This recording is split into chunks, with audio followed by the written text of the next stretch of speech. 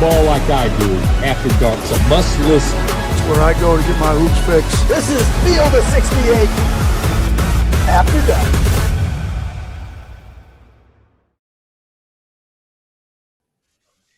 Isn't college basketball the best? And we pray for those who don't follow this sport until March, because tonight is a night where we're so happy to bring you the Field of 68 after dark at 1 a.m. Eastern time on the East Coast, 10 p.m. Pacific. Jeff Goodman is in Las Vegas where it's 10 p.m. local time. Mike LaTulip is here. Rob Dauster is here. And I'm John Fanta. For all those that are watching right now, 1 a.m. on the East Coast, it means that you're like us. You love this sport. And today was a day where this sport delivered the absolute goods. We're not going to waste any time. We're going to get right to the marquee showdown of this Tuesday, and that is Kansas and Duke. Number 1 and number 11. Kansas races out to a 16-3 lead. Duke fights back, but in the end, the Blue Devils fall.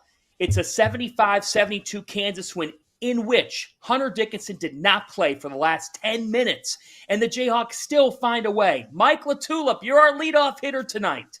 Your biggest takeaway from Kansas Duke and this Jayhawks win for them to go to 6-0 is? I think it's the experience, right? I mean, when you watch these games, these high-level games, whether you like it or not, these teams will give you some sort of feeling, right? And as the game goes on and takes on these different life forms, by the end of it, you're going to have a better feeling about somebody and the type of quality possessions that they get. And by the end of it, you just kind of felt like, although Duke simplified their offense from the beginning of the game to the end, you just felt like Kansas was going to get more quality possessions, right? More experience. That's what it led back to. I thought KJ Adams was tremendous. I'm sure we'll get into that, what he brings to this team. But overall, it's the Kansas experience to me that stuck out. And I credit the Duke freshmen, right? They were the ones that had the ball in their hands at the end and the ones that, got to take the brunt of the criticism. But I thought Kansas in the end was, showed why they have the number 1 ranking. Jeff. A lot of different players contributed to this one for Kansas. That, to me, they were so good offensively early. I mean, I'm looking at them and I'm saying, this is the team. This is why I picked them number 1. And Randolph Childress, you can eat your words because, he didn't think that this team fit together well. They have enough shooters. They have enough playmakers. And talking to Bill Self after the game, as we were walking down the hallway, one of the things he said, all right, this Hunter Dickinson thing where he got thrown out with about 10 and a half left for kicking, a Duke player, it might have been the best thing to happen to us because it gave Flory Badunga a chance, and we saw how different they could be. I mean, listen, as good as Hunter is offensively, Flory Badunga is a beast down there. Got second chance opportunities for the team. Rylan Griffin came through with a huge offensive rebound. Mm-hmm. Zeke Mayo was great early. AJ Storr made some plays. They've just got a lot. And again, KJ Adams and DeJuan Harris, while they're not big-time offensive players, they're friggin' winners, man. They just care about winning over everything else. Yeah, I thought KJ Adams was incredible in this game. There were probably 5 or 6 plays where he saved a bucket through just sheer effort alone. There was one where he kind of got a steal running back on defense in transition that would have been a layup. There was the block that he had in the second half where he blocked, I think it was Mason Gillis, right? He blocked a layup, and then it's going the other way, and you can just kind of see him on the side of the screen, pumping his fist and revving up the crowd, not even looking at what's going to happen at the other end of the floor. He's just celebrating. I blocked a shot. I got to stop. And, I thought that this was the quietest game that we've seen from Cooper Flagg yet this season. And I think that was 100% a result of putting KJ Adams on him. Like, KJ's not going to get out athletic by anybody, let alone Cooper Flag. Like, he's tough, he's physical. I think, one of the things that stood out to me on that last play, and we'll probably get more into this, is just his physicality knocked Cooper Flag off his line. So, like, the ghost screen that they were trying to run that action didn't work because Cooper Flag was stumbling. There was no trick there. There was the illusion for what they were trying to do in that set didn't work. And that was because of KJ Adams' physicality and like his toughness. DeJuan Harris, like you mentioned, like they were both just so good. They make all those winning plays. My thing with Kansas is, and I told you this at the Champions Classic, Jeff, I think that their floor is as high as anybody in college basketball, right? Like, you know what they're going to be defensively. They're not going to beat themselves. They have guys that know how to play, that know how to win, that know how to make shots. And on nights where they do things like get assists on 22 of their 28 buckets, where they go 8 for 17 from three, where they're not forcing stuff up, where they're getting good shots, where they're running their offense, where they're able to get the ball into the post. Like, they're going to be very, very, very difficult to beat. And I'm still really high on Duke. Like, I think that they have as much ceiling as anybody in the sport. But, like, when Kansas is going to play like this, you have to be perfect to beat them. And Duke wasn't perfect. Jeff, what's the biggest takeaway that you have on Duke, both in this game? And then I think the question I would ask you is, we've now seen these two late game situations against Kentucky and Kansas, where other than the Con-Knipple 3, which almost went in there, that would have been insane. But they've had 4 possessions, basically, 4 true trips. It's been 4 turnovers. Is that a result of not having elite point guard play? Number one, I'll say this is walking down with John Shire just a few minutes ago, really. You can tell how confident he is in this team, especially compared to last year, guys. Like, he is not worried at all. Obviously, he's pissed off that they didn't win the game tonight, and he felt like they should have and could have, and probably didn't get the best whistle tonight either, if you're Duke. But ultimately, you're looking at it of what this team can be. And even Bill Self said that. Like, this Duke team is going to be nowhere near what we see them at the end of the year. And I think that's going to be John Shire's challenge, right? At the end of games, how do you figure it out with Cooper Flag? Because one of the issues Cooper Flag's having, and Rob kind of alluded to it earlier, mentioned it, was in AU ball, he could just drive to the basket and overpower guys and pretty much do what he wanted. Now, like, his handle's good. It's really good for somebody his size, but it's still, he's not a point guard. He's not a guy who could just put on the floor and change directions against really good high-level college, like elite defenders like KJ Adams and DeJuan Harris. So I think Shire's still – Cooper Flag's going to be a lot further along, number one, and can you alleviate some pressure off him a little bit? And I'm not sure they have the guy to do that. Proctor and Foster really aren't that. Knipple in a 2-man game might be your best bet down the road. I disagree with that a little bit, because I think that they have, and Mike, please tell me if you think I'm wrong here, but I think they have 4 guys with their best lineup on the floor. They have 4 guys that can all initiate. And whether it's Cooper Flag, Knipple, or Caleb Foster, any one of those guys have the ability to get put in a ball screen, get put in a DHO, to put the ball on the floor and score, to make a 3, to create for somebody else, right? And I think you can make the argument that the worst of the 4 is the guy that was your starting point guard the last 2 years, right? Like, I think they have enough where you don't necessarily need one guy.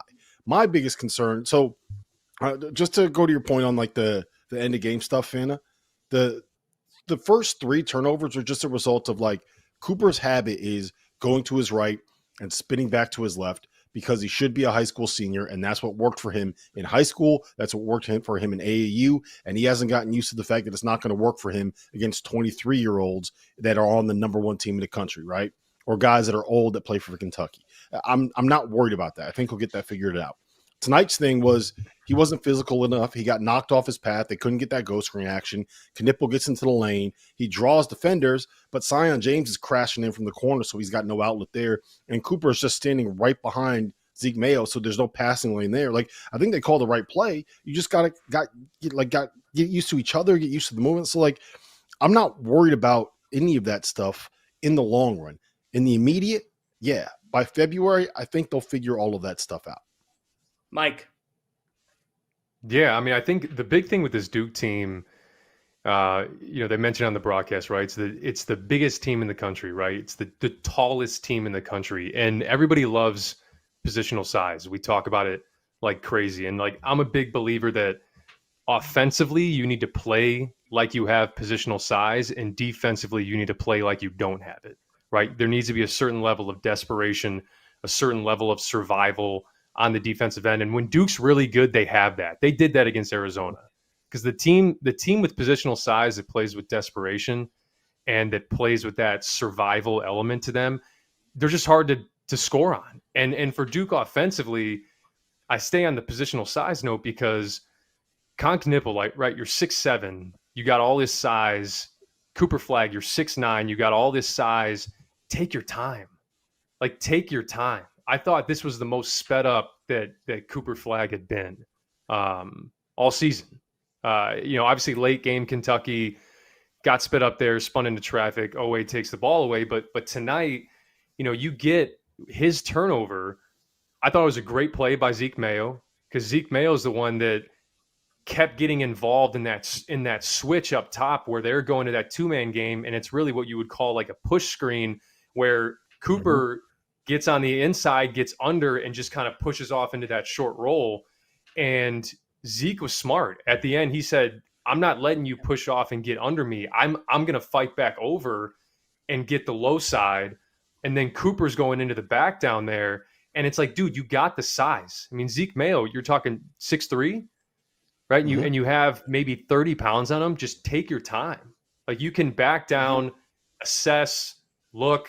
But you're in that middle third, worried? Which is don't you think, Mike, he was worried because early on in the game, I thought they did a really good job of kind of throwing different things at him. So he almost had to, they made sure he had to get the ball out of his hands.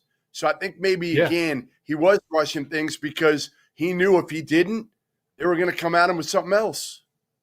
Yeah, I mean, I think it's a maturity thing. Just as you start to get used to the speed of college basketball, understanding, man, I have the size, and the really good players, which Cooper Flag is, they welcome the double teams. Like, great. Give me the double team. I'm strong enough to be able to create an advantage for us, right? And be able to take my time and throw out of that. I think, and again, like, the game is so fast. And even for guys like Cooper Flag, even for guys like Nipple. And that's another guy that I thought at the end, game's on the line, he drives, like, he predetermined his read. He spun into, he wanted to take that shot, and KJ Adams was there to contest. And at that point, that's when Sion James ran in almost to crash because I think he thought Con was shooting at 2. And then you just get this cluster in the paint, which leads to the turnover. And it's I don't think it's necessarily bad luck because I do think there's an element of youth that is predetermining what you want to do and being a little bit sped up. Yeah, and all right, let's talk about the other big thing that happened in this game. Let's get to what happened with over 10 minutes on the clock. Jeff, you were in the building, and Hunter Dickinson kicks Malik Brown in the head, and This did cause some initial debate on the broadcast. Fran Fraschilla, congrats to Fran. He just signed a big extension with ESPN. We congratulate him. He said, I think it's a flagrant F1, and he stays involved in the game. They go to an F2, and they eject Dickinson from the game. What'd you make of that sequence? I know you said it turned out to be a potentially good thing for Kansas, but Hunter Dickinson is at the center of the headlines for what happened there. What'd you make of it? Yeah, I mean, it was funny because Bill Self was heated at the time. You could see it. Like, he was heated. He didn't think it warranted a flagrant 2 and an ejection.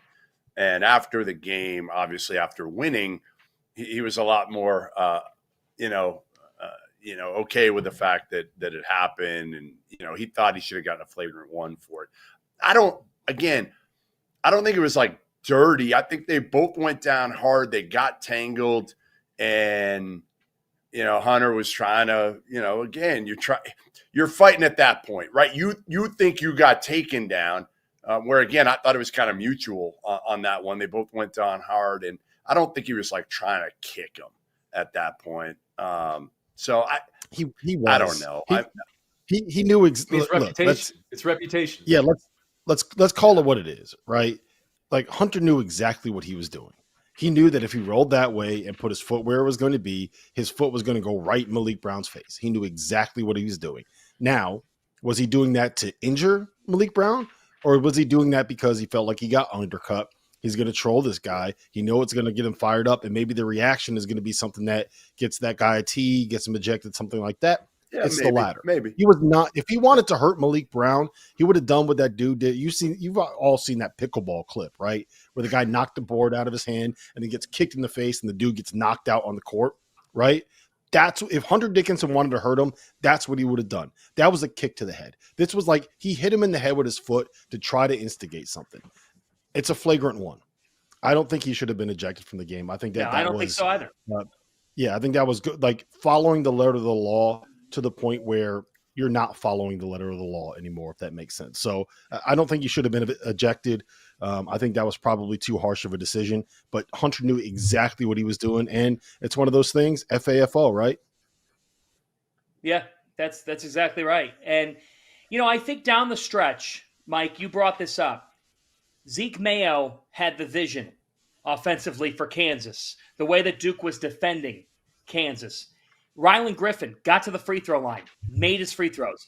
Kansas's transfer class stepped up tonight to a level that we have not yet seen this season, and it led to their biggest win of the year to date. Let's hear from Bill Self. Jeff Goodman went one-on-one with the Hall of Famer after the Jayhawks win. All right, Bill, it was pretty early. Your offense was ridiculous the first, 5-8 minutes. Yeah. At the end, not quite as pretty, but you found a way to grind it out. How important was it to win the way you did at the end? I think it was very important because I really think the thing that we haven't been yet is tough. So and we don't know how to grind yet, but we got some that do, and some learned a lot tonight. And Hunter going out, obviously was a big blow, but in the end, it was probably as positive a thing as happened because now Flory's got confidence, and Flory knows now he can play at that level of game and be effective. And we did a lot of good things. We rebounded the ball really well. Our first shot defense for the most part was good, except on Proctor. Our ball screen defense was better. We just had so many turnovers, and then we took some bad shots in the first half that made a 10-point lead go to 2 or whatever. So a lot of things we can learn from, but Duke is good. And they're so long, they're so big. They could win it. Sure. I mean, they might have the highest upside of anybody, right? They're really good. Now, that team that we saw tonight will not be the same team in March, and hopefully the team they saw will not be the same team in March too, because we got a lot of room for improvement because our pieces don't quite fit yet. But this early in the season, and watching those games in Maui yesterday and everything, I don't know that I can remember college basketball being off to a better start as far as quality of play early. Yeah, and Alabama-Houston, while your game was going on. I don't know what happened. Overtime, Alabama won. I had no idea. So, I mean, big great games. Great games early. Yeah. So when you look at KJ's stat line, you're going to be like, he did okay. I thought he was the best player on the floor tonight. Best player. Defensively, he was terrific. I actually thought so, too, and I thought Juan was close. Yeah. Now, Proctor had an unbelievable game for them, but the bottom, and Cooper was great second half. But KJ Adams, when he was matched up with Cooper and didn't force a switch, that dude guarded. And I was concerned he would make it a personal challenge rather than a team challenge and get 3 fouls in the first half or whatever. But, he played to his strengths. He also played with poise. But defensively, that dude out there showed he can do a lot of stuff. A lot of people say what he and Juan can't do. But if you watch them and study them, you should tip the scale to what they can do. They win. They want to win. They win. Those guys win. He said he loves playing here, KJ, because T-Mobile, big UFC guy. Are you a big UFC guy? KJ was telling me all along that I don't belong, and I said, why don't I belong? He said, because UFC, that's where warriors perform, and you're not a warrior. So I guess you don't have a UFC guy. You're not sitting home on Saturday nights. I'm not. I guess he is, but he's a warrior. Yeah, he's a warrior. Yeah, and You know, and he's one of the few guys out there that's a warrior, not only mentally, but he's a physical warrior too. Thanks, Bill. All right, buddy. Yeah, he was a warrior tonight. That's some great stuff there, Jeff, post-game with the Hall of Famer Bill Self. All right, let's go around the horn here. Rob, the debate's picking up, and Kansas just keeps winning. Is that the best team in all of college basketball? There is certainly an argument to be made, and I think that they probably have as good of a resume as anybody in college basketball at this point. I think the Auburn might have a word if they hold on to this lead over North Carolina right now. I think I would still lean Gonzaga. We'll find a lot more about Gonzaga in the Battle for Atlantis, which starts tomorrow afternoon, and hopefully will be just as entertaining as this Maui Invitational. But I would probably lean Gonzaga, Auburn, and Kansas as the top three in that order, but you could argue any one of them, and I don't think I would really push back too hard. Jeff? If you're telling me to bet my bank account, because I don't have a house right now, so it's got to be a bank account, on one team, I will take Kansas. Again, I just trust Bill Self. I think these transfers, and Self told me this also, like, they're still a month away. Like, just because they're older doesn't mean that they've hit their ceiling, because they're still getting used to Bill Self, Kansas, the system, their roles, all of it. So I'll take Kansas, number one. I think you made a good point a few minutes ago, Jeff, just with the floor of Kansas, because that's the important part right now. With all these teams that are trying to figure out who the hell they are across the country, Kansas feels like they're closest or closer than most in terms of what that is. And I think you mentioned it with the transfers. I think going out and getting the shooting that they got, because it plagued them last year. And when you have such an important piece like KJ Adams, and you want to keep a guy on the floor like that who's a non-spacing four-man, those are almost extinct in college basketball now, unless they're playing the five. To keep him on the floor and to go and get shooting around him and around Hunter Dickinson, that completely raises the level of the Kansas Jayhawks. So right now, yes, they'd be the best team in college basketball. They have the resume, but I do agree with Rob as well that Gonzaga is right there in Auburn. Like, Gonzaga and Auburn feel like they're in that tier with them, and then I feel like there's a cutoff beyond that to the rest. Here's one positive I'll share on Duke, big picture. Your two losses have come to Kentucky and Kansas by a combined 8 points. In those two games, Concanipple has shot 1 for 16 from three. 1 for 16. There's just no way. All seven tonight, Fanta, were completely uncontested. Like, he is not going to do that again. There's just no way that that's going to continue the way it's gone. You got to think he's going to start to make some shots. He certainly did in Tucson in the win at Arizona. Up next, we head from an outstanding Terry's Chocolate Showdown between Duke and Kansas, and we head to the rest of the Players Era day in Vegas. Jeff Goodman starting his day at the Players Era Festival. What does he make of this event? What do we make of day one? And coming up later in the show, Dan Hurley and UConn have lost back-to-back games for the first time in close to 2 years. What is our reaction to that? This is After Dark. If you haven't heard by now, we have partnered with BetMGM for the season. We'll be using BetMGM lines to make all of our picks, and we'll have special offers for the listeners and the viewers. Download the BetMGM app and sign up using the bonus code FIELD. Deposit at least $10 and place your first wager on any game, and you'll receive up to $1,500 in bonus bets. Go download the BetMGM app and use the code FIELD today. Now that college basketball season is back in full swing, I need to remind you guys about our partners over at Autograph, where the real college hoops fans reside. The Autograph app curates all of the best content for every sports fan and every sports fan's favorite team. Podcasts, blogs, analysis. It's all there without the nonsense from the talking heads that don't actually watch the games. And there's a bonus. Consuming content on the Autograph app earns you coins that can be redeemed for rewards for things like no-fee tickets, or signed jerseys from your favorite players.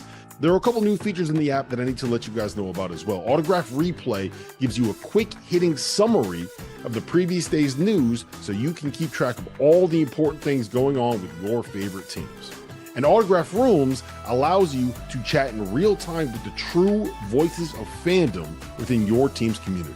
So go to the link in the description or scan that QR code on your screen and download the Autograph app. Welcome back to the Field of 68 After Dark.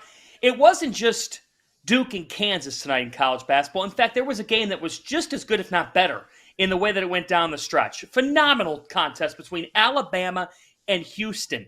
Houston comes back in this game. They grab the lead. They're up 4 with a minute left in regulation, and Mark Sears and the gang say, you know what, we're going to find a way to force overtime. They do. And then the Crimson Tide take it 85-80. An 85-80 win for Alabama, in which they showed us something. And Rob Dauster, we were texting about it during this game. What is that something that Alabama showed you tonight? Grit, toughness, physicality. I thought that the biggest concern here was they would get blown up defensively. They would get blown up on the boards. They wouldn't be able to handle just the Houstonness of Houston, right? And anyone that's watched this team play over the course of the last 6 or 7 years under Kelvin Sampson understands what I mean by that.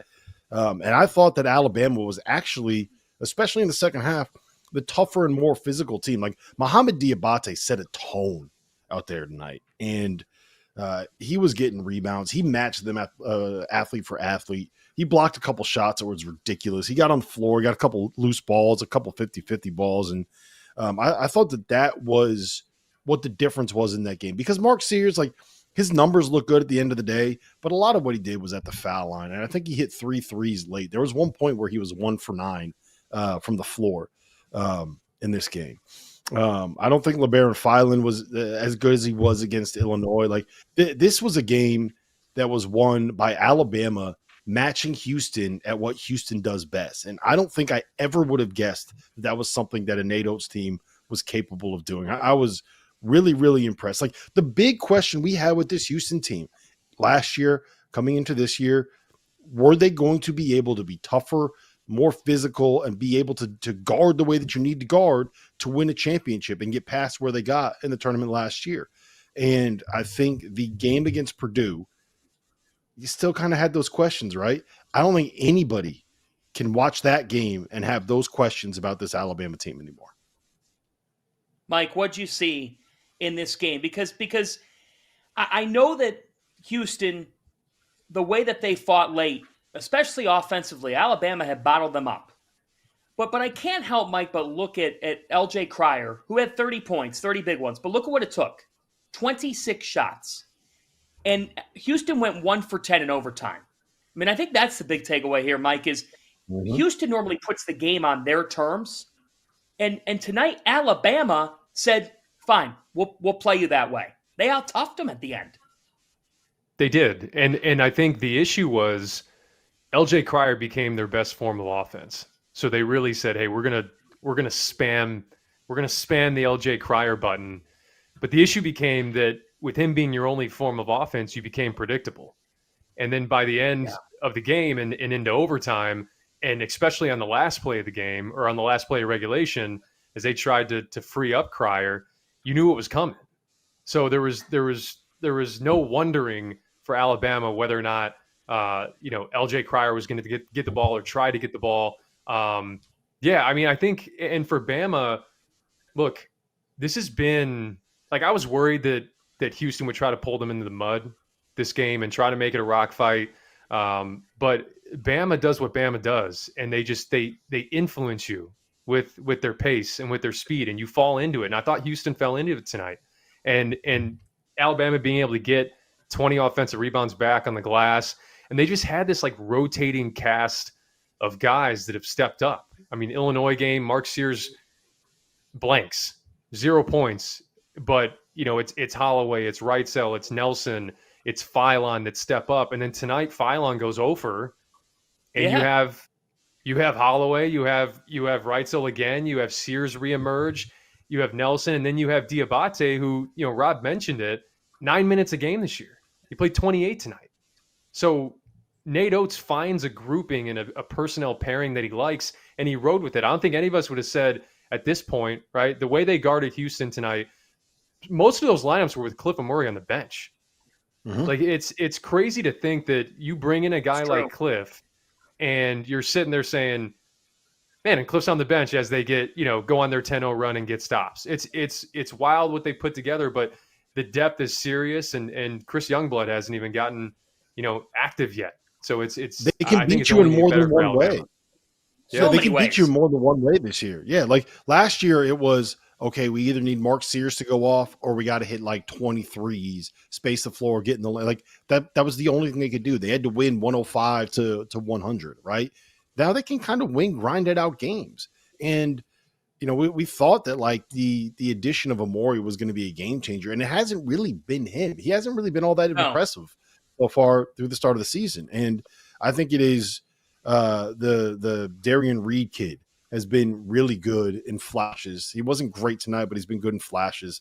Mohamed Diabate tonight was the guy that made the difference. I think Grant Nelson has kind of embraced who he is, and it makes them like when he's your 4 instead of your 5, all of a sudden you go from being a team that has like a questionable 6'11" dude at center to like, we got a center. And oh, by the way, our power forward's also 6'11" that has played center in the SEC, right? Oh, and he can also make threes and handle the ball and make passes and do all the things that you need him to be able to do. It's just, they went from being a team that was entirely one-dimensional to now like they can still be that team if they need to, but they can also punk you on the glass and defend you and get physical. And this is like this group right here, what we saw tonight is much more of what I think of when I think of a Nate Oates team. Like that reminds me of the team that had Herb Jones and John Petty and the way that group played, not what last year's team was.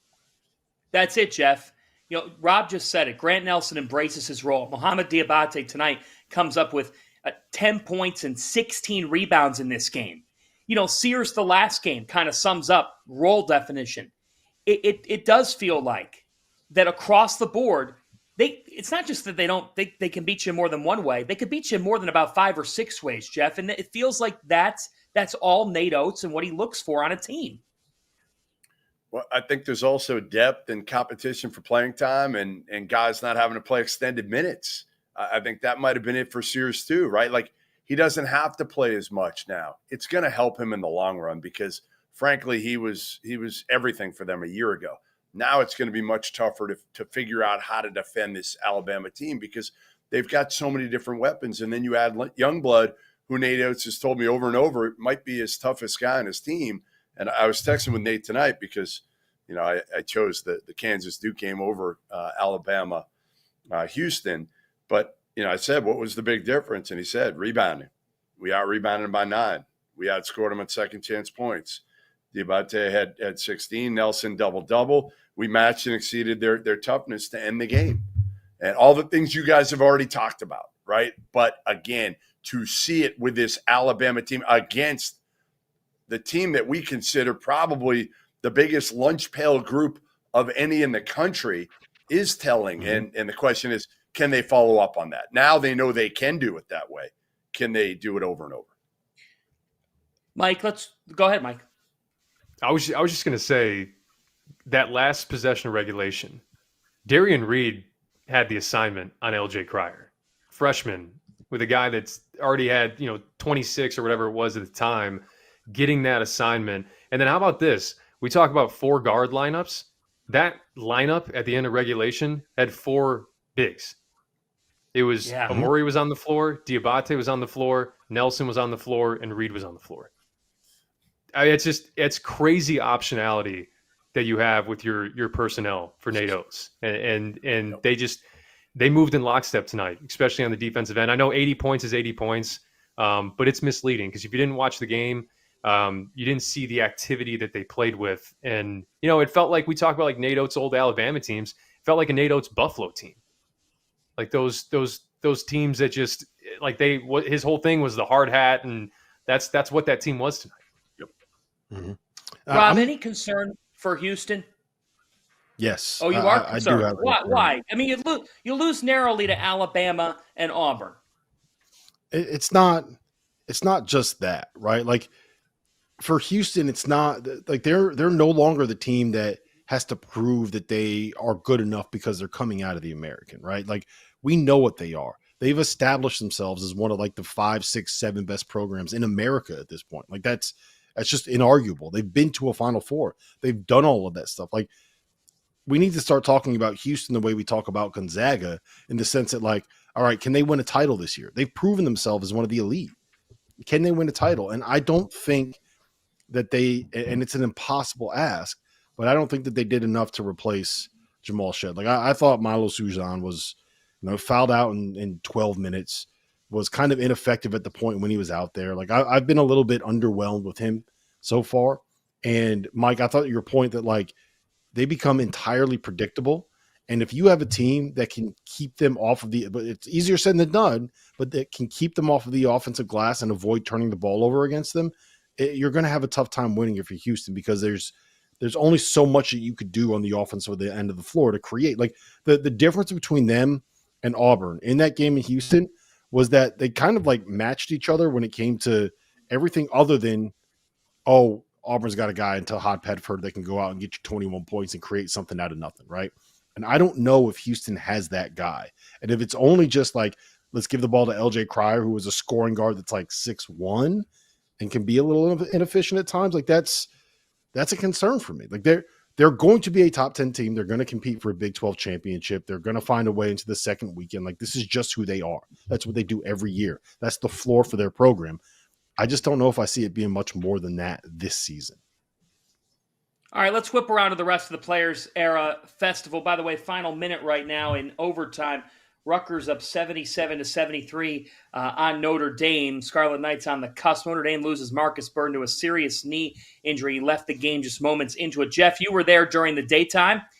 This one is an eyebrow raiser. San Diego State 71, Creighton 53. Creighton without Stephen Ashworth, but even with Stephen Ashworth, feels like San Diego State, they just owned the Blue Jays in this game. B.J. Davis with a career-high 18 points. 1, Brian Dutcher's team, what they show you. 2, how concerned are you about Greg McDermott's team? Let me start with Creighton, because I am concerned. I am concerned even when they get Ashworth back. This isn't the Creighton team that we've seen the last couple. They don't have enough weapons. Too much is on Pop Isaacs. Ryan Kalkbrenner's 49-point performance against UTRGV was I hate to say it, but a one-off.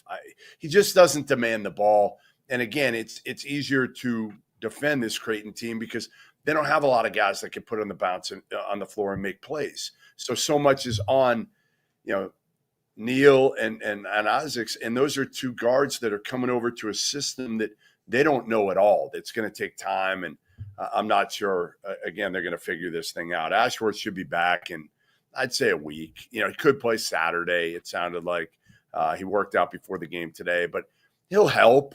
He'll help definitely, but he's not going to be the difference maker. And San Diego State played great. I mean, they're sophomores. Miles Bird's going to be a stud. He's so talented, and he's got some shit to him. Too. Davis. Yeah, they kind of resemble more of like the San Diego State teams that you remember from a few years ago. They got a bunch of bigs they rotate in, and these two sophomores have made a huge jump. And, Dutch, the one thing Dutch said is, listen, guys, we played great tonight, he said, but tomorrow we could absolutely stink it up, and it wouldn't surprise me. Rob, coach. You're concerned about Creighton. Yeah, I am. The biggest issue with Kalkbrenner, like I don't think that the 49-point thing was like a one-off, like Jeff said. But the problem is that Kalk needs service. He needs somebody to get the ball to him. And when you don't have a point guard out there on the floor, like how are you going to get the ball to your big guy? You're going up against one of the most the toughest, most physical defensive teams in college basketball in San Diego State. And look, I think Pop is really, really good, but he ain't a point guard. Like that's not what he's built to do. That's not what he's out there for. So I think that is tough. I also think I don't want to read too much into the Nebraska loss because I thought Nebraska just threw a really, really, really smart defensive. They had two guys on Kalkbrenner the entire game. they fronted him and had a guy over the guy over the top and just said like, all right, try to get the ball to him. We dare you to do that. And if you aren't going to beat us with threes, like go ahead. We don't think you have the shooters. So for me, like if Creighton gets Ashworth back in the next week and it's not as serious as it kind of looked initially, and they can get Fedor Zugic, like that's the big thing for me, is they would then have another weapon So and another the guy. latest, That can get you like, Rob, I talked to McDermott about him today, and 6'4", more of a shooter. Right now, I think it sounds like there's some legal action going on between he and his lawyers to try to get him eligible here soon. Here's what I'll say. Again, I think he'll help, but he's missed a lot of time. He's older, so that's the positive. But it doesn't sound like he's going to be a game changer like Igor is at BYU or some of these other guys are. He'll be a piece, and they need more pieces. They just he'll be a good piece. Like he's a double-digit scorer, maybe like a 12 to 13-point game scorer, and a guy that'll shoot 40% from three. But you're right, like he's not a top 5 pick in the draft like Igor Dimon is. I don't think anyone said that.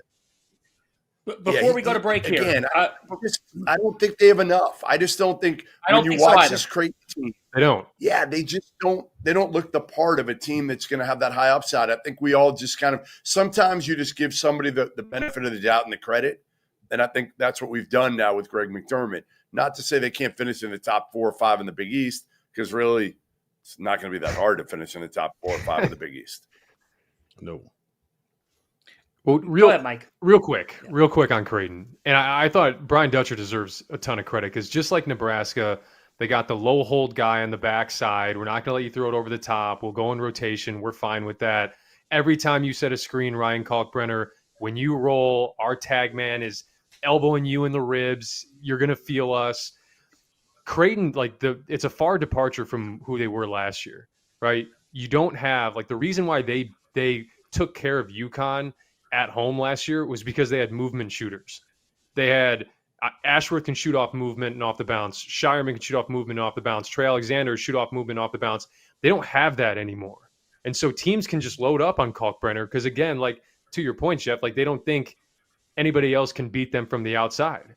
And so when you play the defense that Creighton plays, which, great, you're the best team in the country at not fouling, but you also don't turn teams over. So if you don't turn teams over, teams are finishing with shots on the rim. Like San Diego State today was cool, we'll shoot floaters in mid-range and put pressure on the rim if you're going to give us that. But if you're not good enough offensively, I don't know if you can play that way defensively. So the question for me is does McDermott just kind of stick with what he's doing defensively?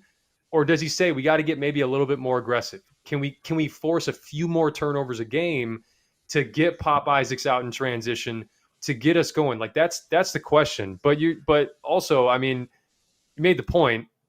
The Big East is outside of maybe the top 2, maybe 3, a top 4 or 5 finish in the Big East certainly feels possible for maybe any team in the Big East.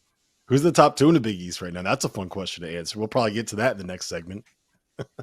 Oh my goodness gracious. This Rutgers Notre Dame game is absolutely absurd.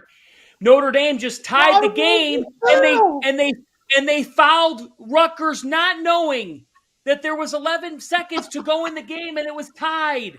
The Matthew Fisher Davis. We're due for a break. We're going to talk about right after this. This is absurd.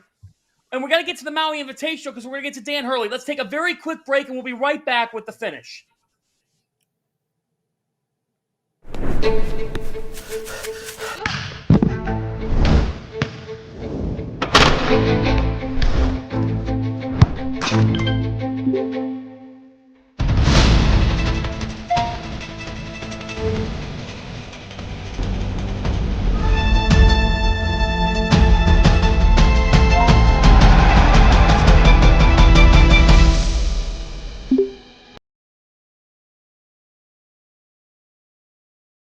Now that the college basketball season is in full swing, you need to make sure that you have access to the best betting tool on the market, the Rhythm app. Spelled RITHMN, is a data-backed app that uses AI and analytics to identify inefficiencies in betting lines and the player prop market that will allow you, the user, to profit. You can create customized, analytics-driven betting models tailored to your personal preferences as a bettor. Users have access to up-to-the-second against-the-spread data. And if you're like me and you understand pictures better than numbers on a screen, Rhythm's internal trend analysis provides you with the kind of graphs that will allow you to evaluate past results and project future performance in a visual way. Every Division I college basketball team is included in the Rhythm's metrics. Free subscribers to the Field of 68 Daily will get 25% off for a Rhythm subscription. Use the QR code on the screen to sign up or download at the link in the description. Wow, we got a wild finish coming here in the Players Era Festival between Notre Dame and Rutgers. While we're waiting for that, Maui Invitational Final is set. Who would have thought at the start of this event it would be the Auburn Tigers? We thought it would be them potentially against the Memphis Tigers. The Memphis Tigers beat Michigan State and beat UConn. They get past Penny Hardaway, beats Dan Hurley and Tom Izzo. Jeff, you're shaking your head. PJ Haggerty and Tyrese Hunter and Penny Hardaway. What a statement made out in Lahaina. Yeah, I mean, like, this is a guy that I didn't think would maybe make it even through the year with all the stuff that had been going on. Remember, he got rid of his entire staff before the season started. He's on the hot seat. The roster didn't look great. You know, Tyrese Hunter is a guy that really hasn't shot it well through the course of his career, but has been blistering from three last couple of games here to help them knock off these two programs. That, again, listen, UConn, we'll get to in a minute. They're certainly not as good as they've been. Michigan State's roster is completely underwhelming, but give Penny Hardaway and Memphis a ton of credit. They've gotten off to a great start, and the AAC stinks. So if they can get through this non-conference slate, it could be easy sledding. Could be. Remember last year, I think they started like 14-3, and then it was a complete free fall, and they didn't end up making the tournament.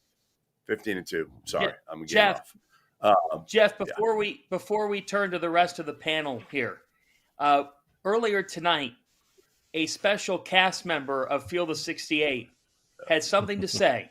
Let's go to the video. Hey, what's up, guys? Hey, Jeff. I thought my phone had rung. I got these messages on my phone, and I just wanted to ask you. I've been in studio all day. I hadn't seen any of the games. How's Memphis doing? I've missed the Maui Invitational. I've heard they might be doing okay. I just want to know your thoughts on Penny and his current situation at Memphis. Holla at your boy. Oh man, RC, man, oh man, I love that guy. I love that guy. I do too. Just tell RC that we are only 6 games into the season. It is a long, long year, and I hope Memphis is relevant, because if Memphis is relevant, maybe John Martin will be relevant, because that hasn't happened in a while. But no, I listen, I'm happy for Penny. I'm happy for Memphis fans. They haven't had a lot to cheer about in a long time, and the question can be, can they sustain this? That's my big question. Okay. All right, let's get to the big topic here out of this event before we get back to Auburn's win over North Carolina and setting up a Maui final and getting some more basketball thoughts here. Because the big thing coming out of this event is that the reigning back-to-back national champion UConn Huskies, by the way, Rutgers takes it over Notre Dame by a point. Matt Alaco's attempt for a game winner is just long. Rutgers survives by 1. The big topic of the Maui Invitational is that the reigning back-to-back national champion Connecticut Huskies have lost back-to-back games. UConn, heading into Monday, was 47-3 in their last 50 games, and they were 37-1 in their last 38 non-conference games. Now 0-2 at the Maui Invitational, playing in a 7th-place game against a good Dayton team tomorrow night. And they find themselves here soul-searching after a gut punch of a loss, 73-72 to a Colorado team that was picked second to last in the Big 12. Before we get to some of Jeff Goodman's take on the other things happening, Mike LaTulip, let's talk basketball for a moment, and then Rob, and then I'm going to get to Jeff on this. Mike, what has gone wrong for UConn in these two games? What are you noticing most? Yeah, I mean, I'll start by saying I'm not out on UConn. I don't think they're going to three-peat. But again, Big East still feels like it's up for grabs. Look, the big questions, right? It's at the point guard spot. It's perimeter defense, and to me, it's the effectiveness. What type of effectiveness you're going to get from that kind of rotation at the 5 spot? Those are just kind of basketball questions. Psychological questions that I think I might have are, we always talk about, hey, they got to figure out their roles. They got to, the team needs to find their identity. And for me, it's even more blunt than that. Like, guys need to get used to being depended on. Like, you are depended on now. There's not Tristan Newton late clock in the middle third of the floor. There's not, Steph Castle absorbing the toughest defensive assignment. There's not Donovan Clingan back there to, cover up defensive sins. And so there is a standard that has been set at UConn over the last 25 years, especially in the last 2 years. And expectations come with that, but also playing for Dan Hurley, there's a certain attention to detail that you need to succeed. And if there's one thing like that UConn team last year and the year before, no question they had talent. No question. But those teams also didn't beat themselves. And I think that's been a big component of what we're seeing from UConn. And like the details matter. Like I'll give a quick example, right? Terrace Reed fouls out. You got to go small. Caravan's essentially at the 5. And, you got Malone. They throw it into the post. McNeely comes over to trap. The one thing you can't do when you trap is let someone split you. The one thing. And McNeely comes over. They get split, layup, cut it to 1 with whatever it was, 50 seconds left. So that, to me, it's like it's the details for them. Beyond like just accepting the challenge of like, this is who we got in this locker room.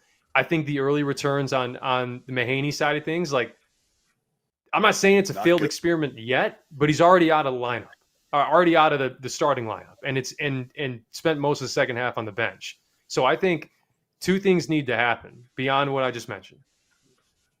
However much McNeely feels like he has to shoot, it needs to be more, and they need to play with more pace.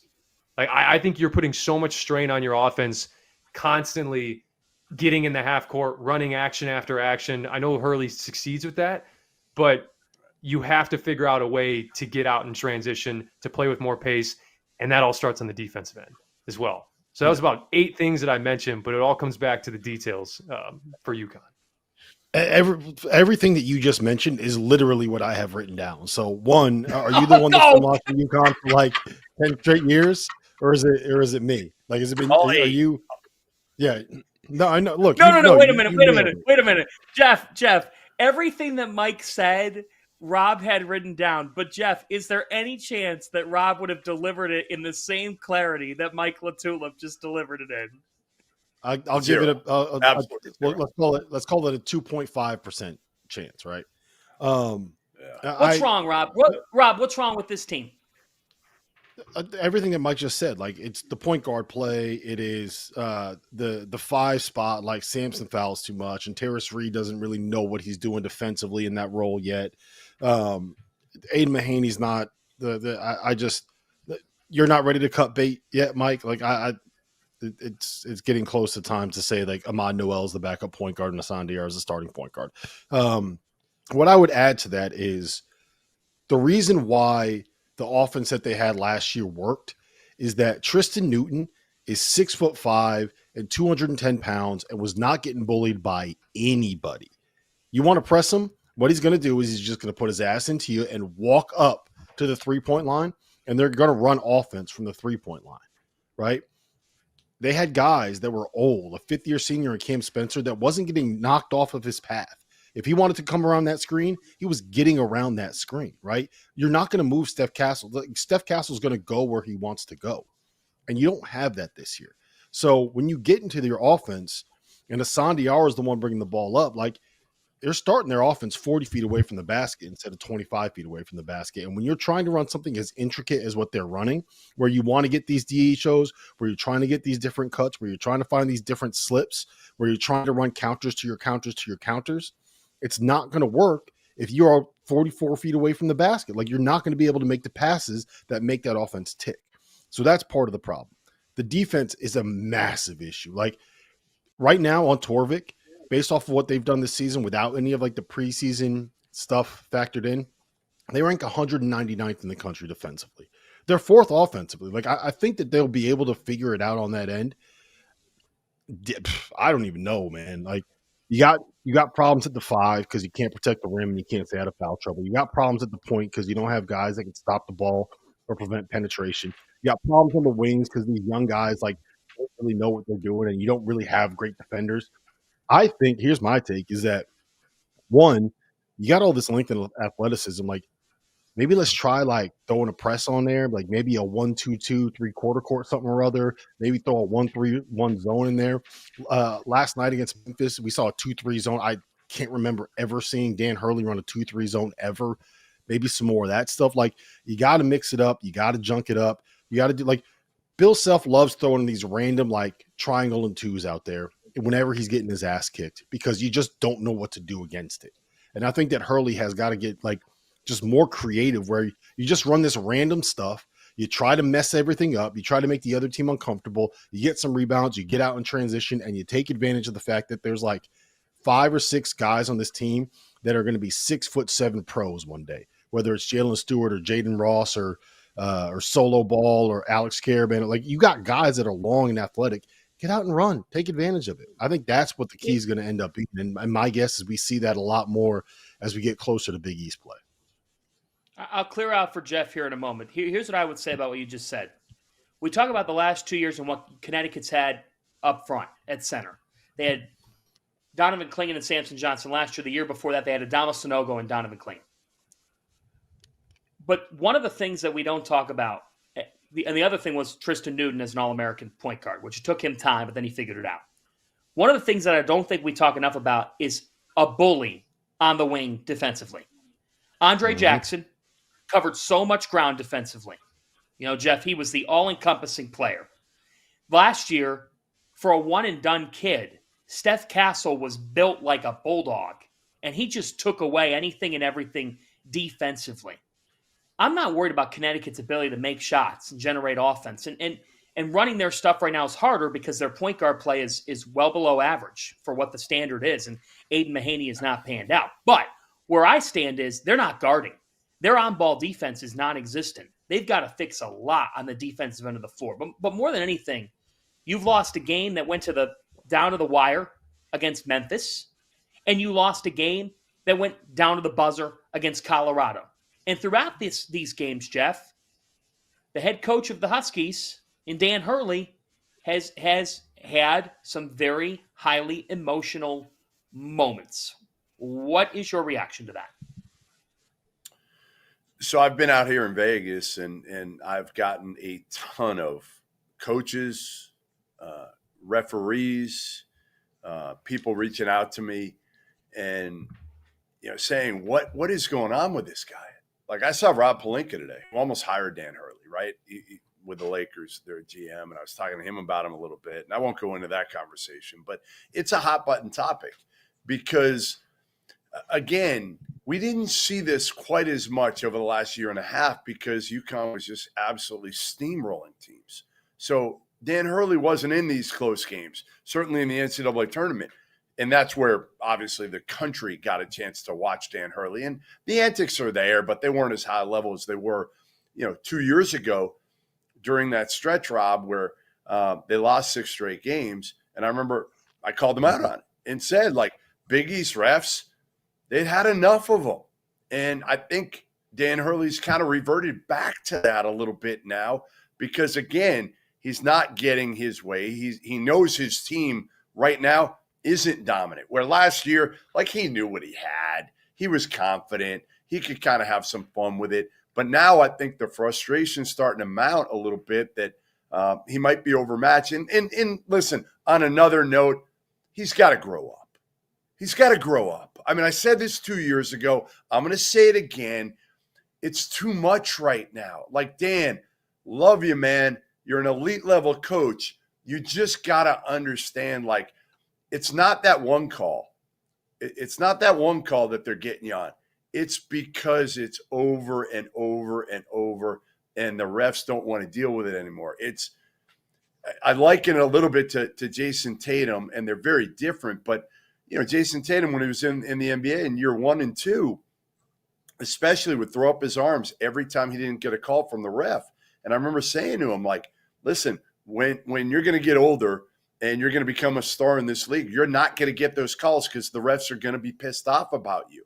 They're already going to have it in their mind. And that's what they have it in their mind for Dan Hurley. Even if he's right on a call, which he was today, it doesn't matter. And he was yesterday on a key call. It doesn't matter because, again, the refs have had it with you because of what you've done and that you act like a child at times. Yeah. So we had Andrea Hurley on a podcast last year, and I was asking her about what it was like. It was kind of like, I was just like, so what was it like when you were going through all that? Like, was he insane around the house? And she was like, yeah. We eventually kind of like, she called his agent, Brett Just, and they were like, we kind of sat him down and were like, dude, like, you got to get your shit together. You can't allow what is happening with the officials to impact the way that you are coaching, right? Like, you can't let the being upset about a call take away from the next play. Like, you talk about that with players all the time, right? Like, if you miss a shot, you got to forget about it. You got to get on to the next play. You miss a rotation defensively, whatever, man, get on to the next play because you're going to have to go get an offensive rebound. And I think that's the part that he's kind of struggling with right now, is he lets one missed call or one thing that upsets him carry over, and it builds and builds and builds and builds and builds. And you can kind of see it grow throughout the game. And then all of a sudden you have something like the missed over the back against Memphis, and boom, there's the explosion. And I think being able to let some of that stuff just kind of roll off his shoulders probably would help.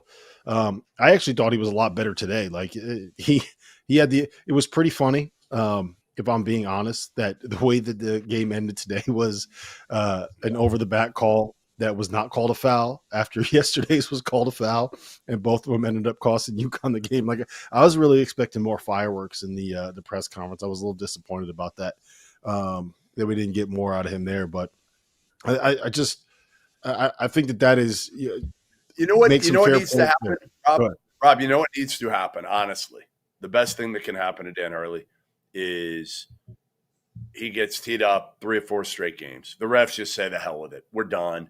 And Big East refs are scared because, again, if you're throwing Dan Hurley out of games, he's still got some clout with the league. And these guys want to protect their assignments, right? Like, you're not a veteran ref. You got to be careful here. But what they need to do, and this guy who got him yesterday, he's an SEC guy.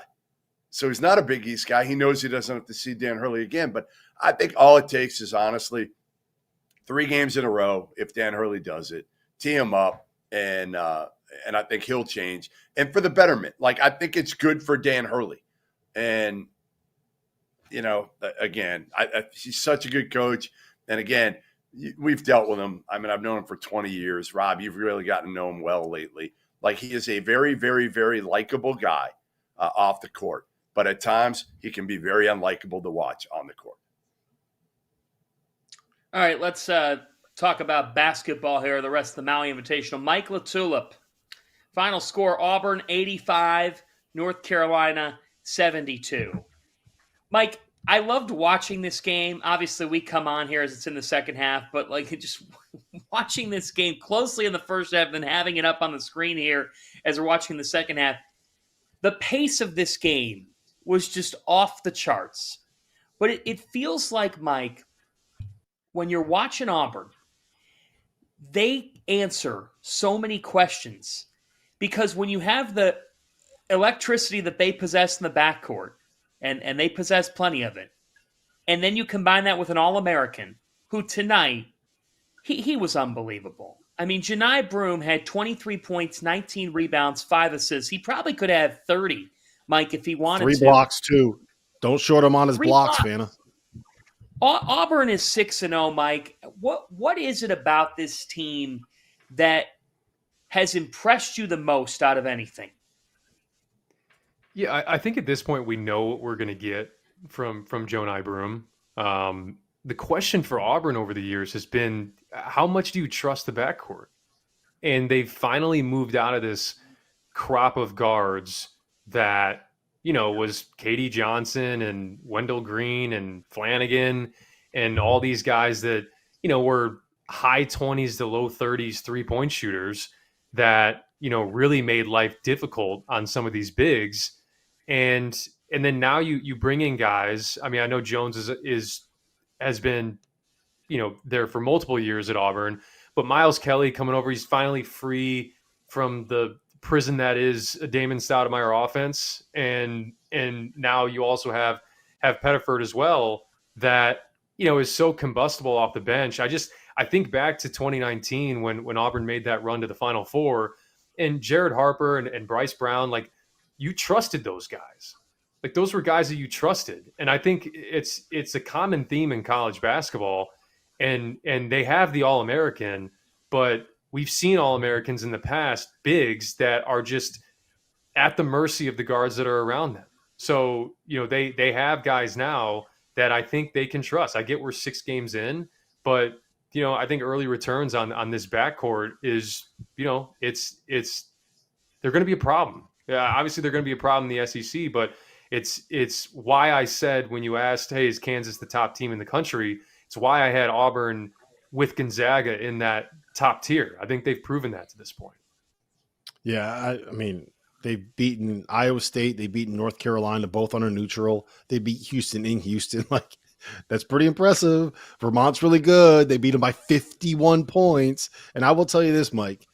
If you had to ask me today and I had to give you an answer on who the national player of the year was right now, like, it's Janai Broom.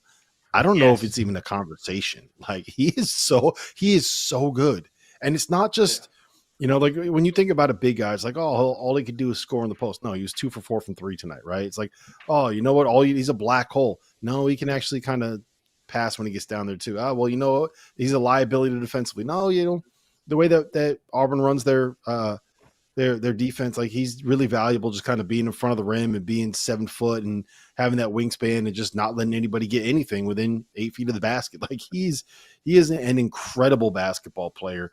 And the thing that's most impressive, like, a lot of times when you see these guys, especially big guys, go up from the mid-major level to the high major level, it's hard for them because they go from, like, being so much bigger than everyone to having guys the same size. And, like, now it relies on skill.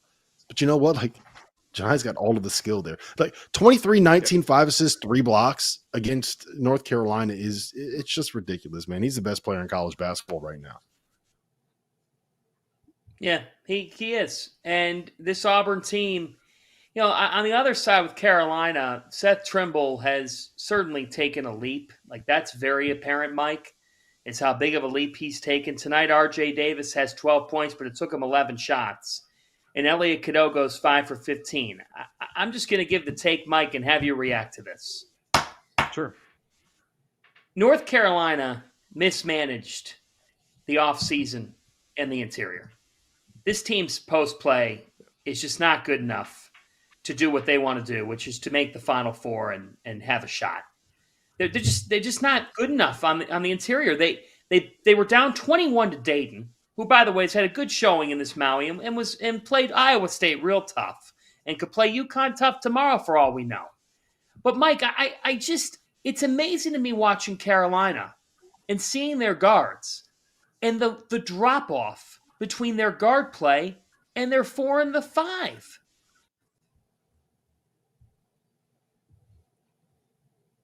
Jeff? Mike? How did we get here? All right. I thought Mike was going to react, but it is. I thought Mike was going to react, but it is 2:09 a.m. Eastern time, and that's okay. I mean, Jeff, this front court is not good. Quickly, yes. No, you're 100% right, Fanta. It's not good enough. Jalen Washington has struggled. Van Allen Lubin is a good backup.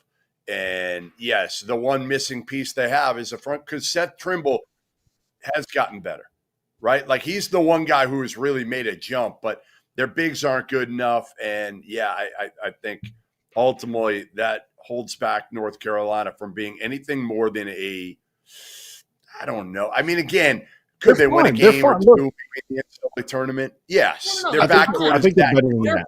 fine. Right. Yeah, they're They fine. can make a Final fine. Four. Right. Like let's. No.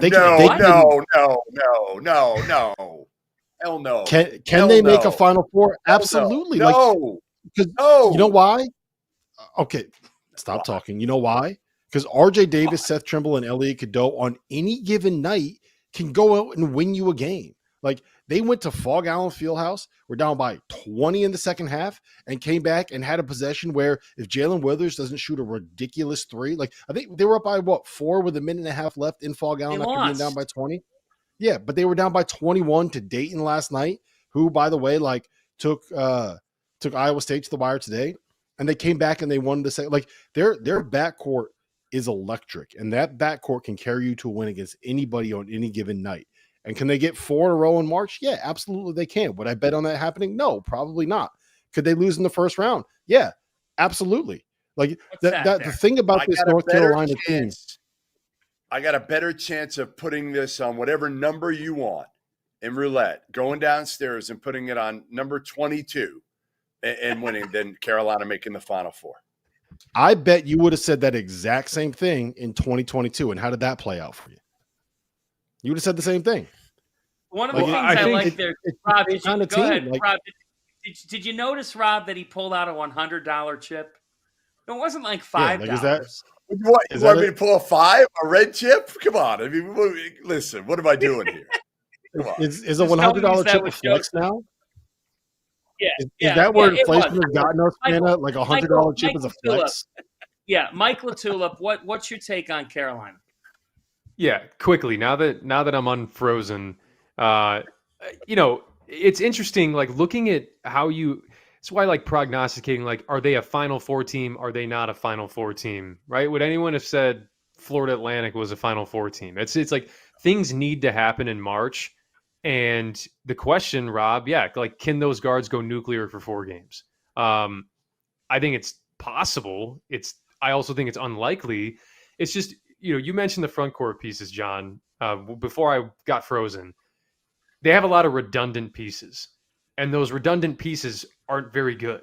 That's the issue. And it's been just like a far departure from what we've come to know about Carolina in the front court, which is Armando Bacot, Kennedy Meeks, Bryce Johnson, going back to one of our own, John Henson. I mean, there's all those guys I feel like played a specific role, right? You're either like a high-level rim protector, lob threat, or you're a guy like Bacot, Kennedy Meeks that like is nimble enough, can finish around the rim, and can provide some serious interior defense. And I don't see that with this group. So, Rob, again, is it possible?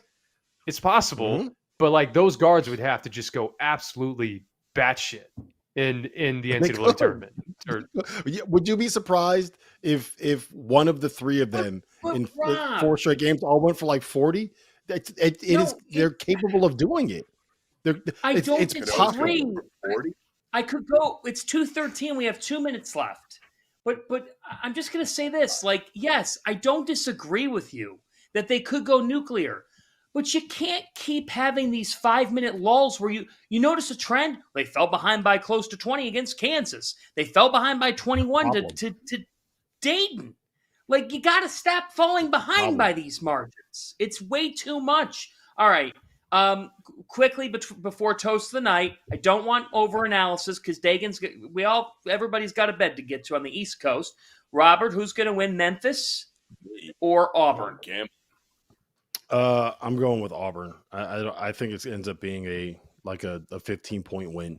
Memphis is going to run the Memphis and Auburn are kind of the same team. Auburn just has players that are better than the Memphis players. All right, Jeff. Who wins?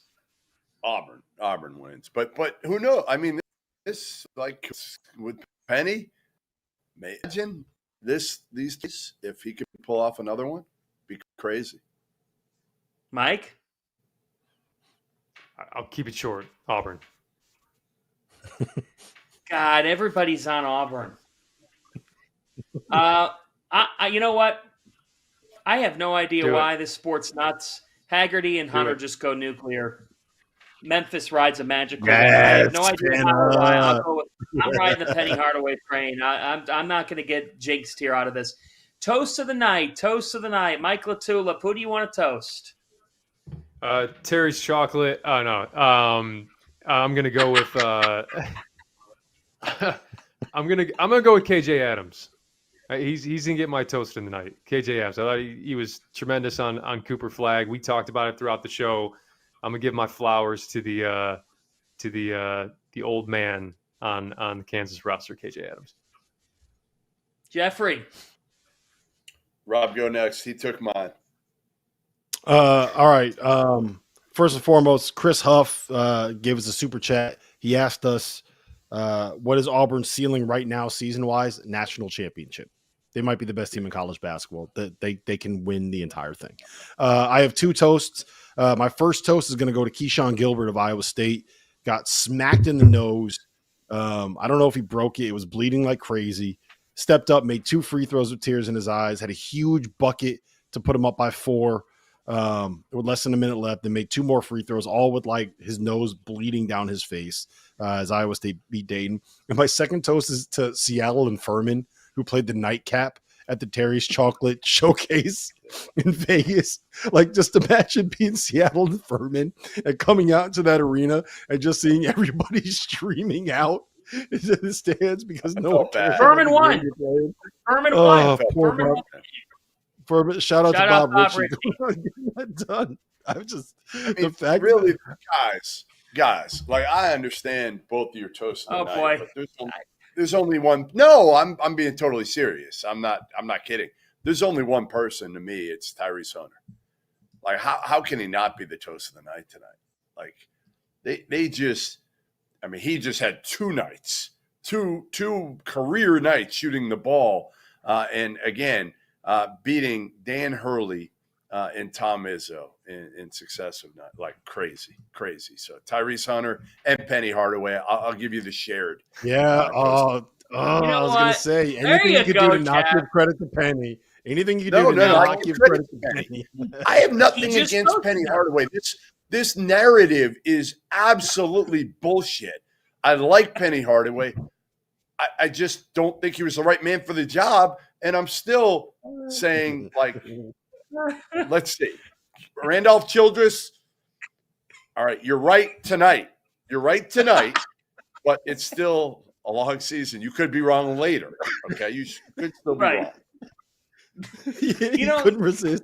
You were so good. Okay. You were so good the whole night, and then you had to come back. Oh. You were. My toast of the night. I'm going to take us home with my 3 toasts of the night because we didn't mention these 3 teams because we ran out of time. Number 1, I promised Mike LaPrey I would do this. Josh Beadle in Boston College.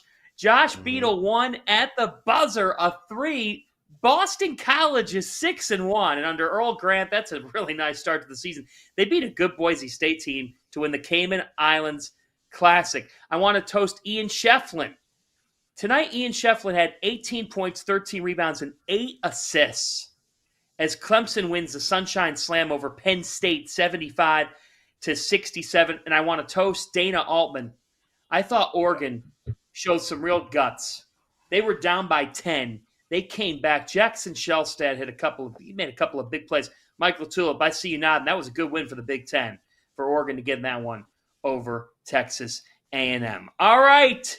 That's going to do it for us. Rob Dauster and Mike LaTulip and I are going to bed. Jeff Goodman is off to the tables to deliver some wins, right? See ya. Thanks for watching. I'm out, boys. Good